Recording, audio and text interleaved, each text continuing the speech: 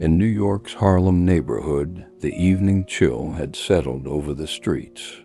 The dim light from the street lamps faintly illuminated the sidewalks as people hurried home.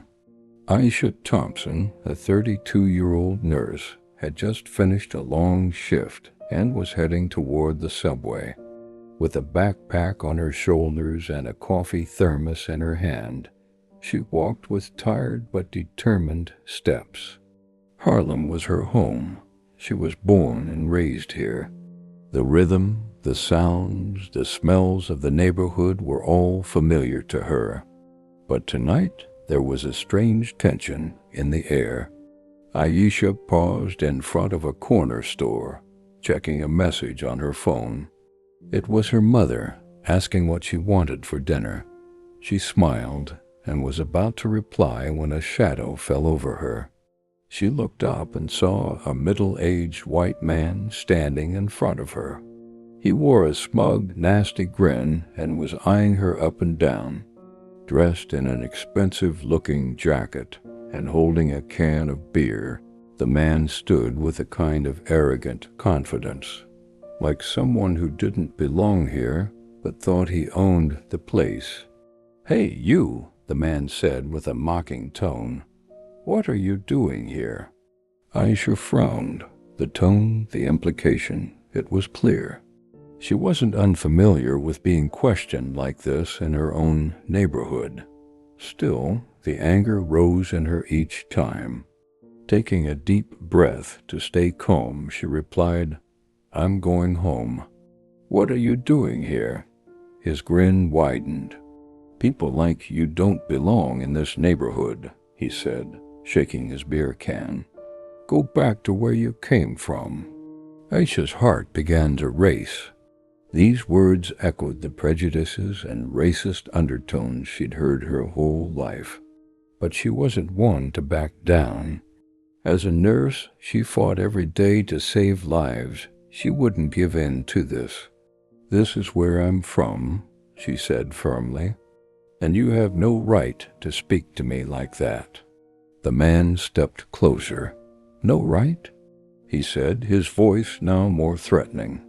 "You people are all the same, spreading everywhere and thinking you make the rules." He suddenly threw the beer can at Aisha. It hit her arm, knocking her thermos to the ground. The lid popped off and coffee spilled across the sidewalk. A wave of anger rose in Aisha, but it wasn't just anger. It was the weight of years of being seen as the other. "Don't touch me," she said, her voice steady, though a storm raged inside her. The man laughed cruelly. "Don't touch you? I'll do more than that to get you out of here." And then he raised his hand again, this time slapping Aisha across the face. When Aisha felt the slap, time seemed to slow down. Her cheek burned sharply. A ringing filled her ears. But this was not the moment she would break. She had grown up on the streets of Harlem, learned to box from her father, and from her mother she had learned never to submit. The slap awakened the fighter within her. In one swift move, Aisha grabbed the man's wrist. Shock filled his eyes. He hadn't expected this. Holding his wrist tightly, Aisha slammed her other fist into his chest. The blow made him stagger. The beer can fell from his hand and rolled away. "If you touch me again, it won't end here," Aisha said, her voice like steel. The man stumbled backward. "You? How dare you?" He shouted, but his voice lacked the confidence it had before. He glanced around and saw a few people gathering. Some young men had pulled out their phones and were recording.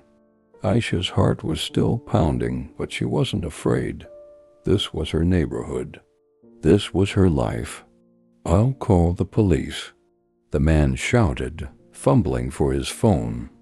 But his hands trembled, and the determination in Aisha's eyes clearly unsettled him. "Go ahead," Aisha said coolly. "But just know this is my home." and no one gets to insult me in my own home. The crowd began to murmur. Someone yelled, "Show him, Aisha." The man, feeling the pressure of the eyes around him, held his phone but didn't make the call. Instead, he began stepping backward. "This isn't over," he muttered, though his voice was weak. Aisha stared him down. "Yes, it is," she said. "Now get out of here." The man backed away a few more steps before turning and walking off quickly. The crowd broke into applause for Aisha, but inside she didn't feel peace. The sting on her cheek was still there, and this moment wasn't just a fleeting victory. It was one small part of a much bigger, long-standing fight. When Aisha got home that night, the conversation with her mother resumed. Her mom immediately noticed a look on her face. "What happened, baby?" she asked. Aisha told her everything. Her mother was furious at first, then gripped her daughter's hand tightly. "You did the right thing," she said. "But be careful. People like him don't just let things go." Aisha reflected on her words. Her mother was right. That man wasn't just a loudmouth. There was deep prejudice in his eyes. And men like that didn't take defeat lightly. The next day, while Aisha was working at the hospital, her phone rang. It was a friend from the neighborhood.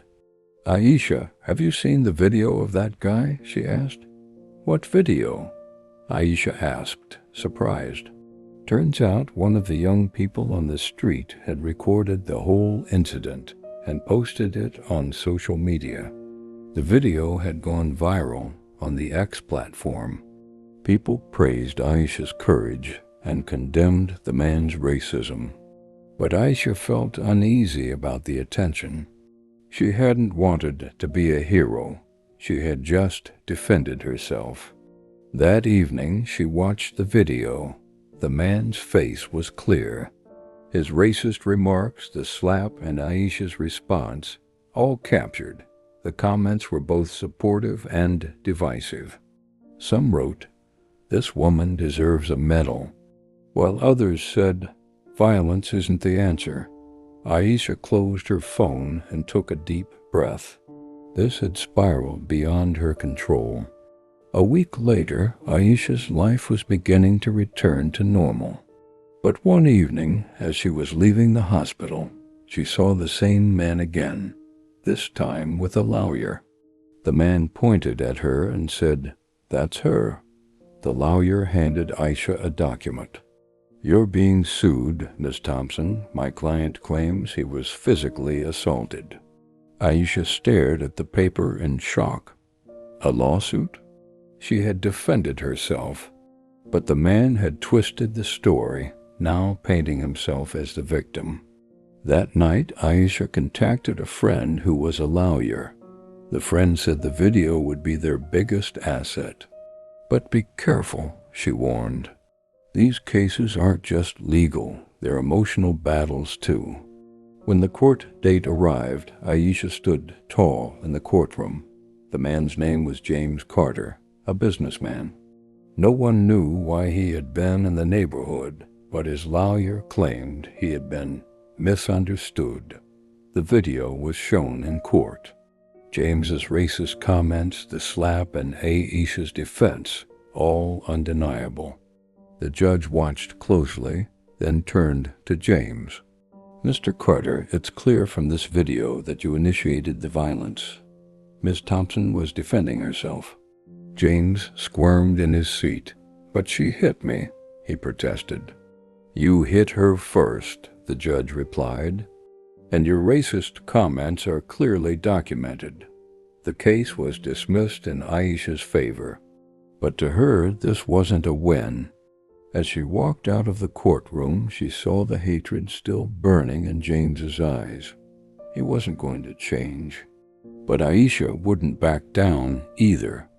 After the incident, Aisha decided to start something new in her community.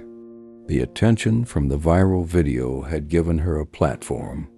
She began working with a local nonprofit, organizing anti-racism workshops.